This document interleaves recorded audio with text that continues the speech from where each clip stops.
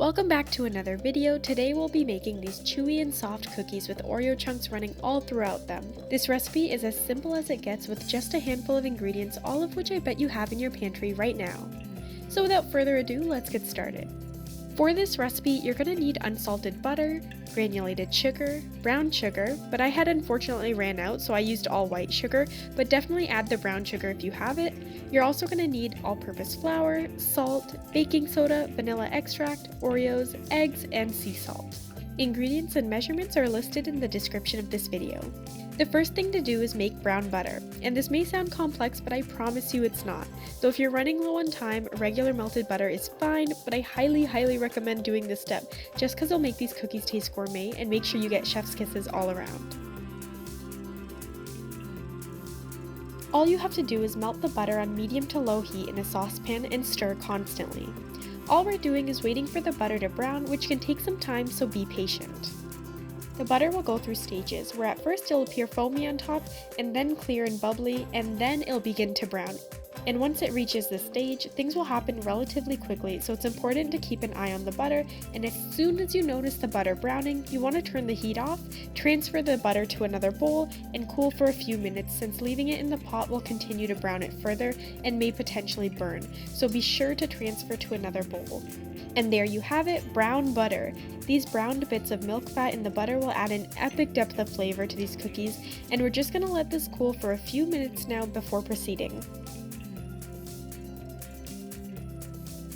And while you wait for the butter to cool slightly, you can smash your Oreos. I placed them in a Ziploc bag and crushed them with a pestle, but if you don't have that, then you can use the bottom of a cup and this works just as well.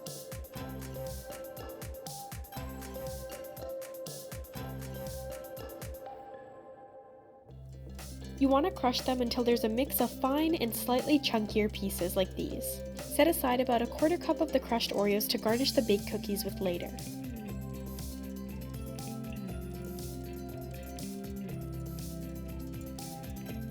For the dough, I'll be using my stand mixer with a paddle attachment, but you can absolutely use a whisk or an electric beater for this recipe. I've done it all three ways and they all work great. First, you're going to combine both types of sugar and butter and mix it on low for 2 to 3 minutes. If you're using a stand mixer, be sure to pause throughout to scrape the sides and bottom of the bowl with a spatula to ensure everything is evenly combined. You then want to add your vanilla and eggs and beat on medium speed until the batter becomes a lighter yellow color than what it started as. This can take about 2 to 3 minutes.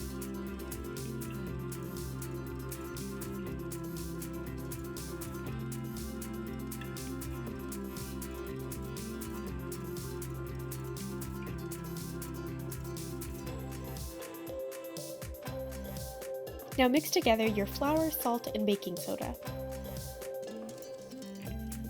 Add the flour mixture to the batter and mix on low just until the flour is all combined.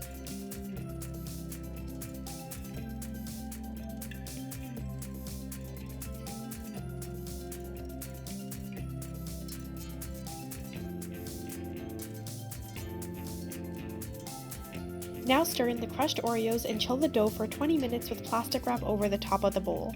Prep your baking sheets by lining them with parchment paper and preheat your oven to 350 degrees. Once the dough is chilled, you want to scoop out 3 tablespoons of dough per cookie.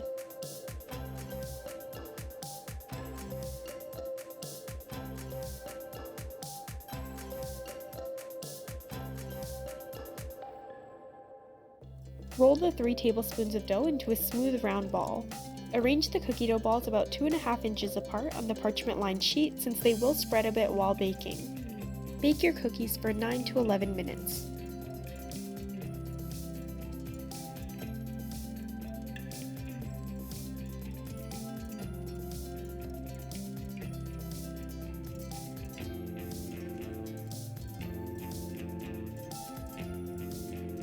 You're looking for the edges to be slightly golden brown like these.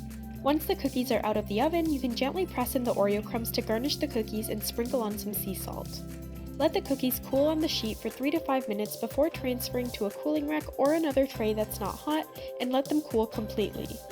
And that's all for this recipe. I hope you all try this one out, and if you enjoyed, please don't forget to like, share, and subscribe, and I'll see you all in our next video. Until then, take care.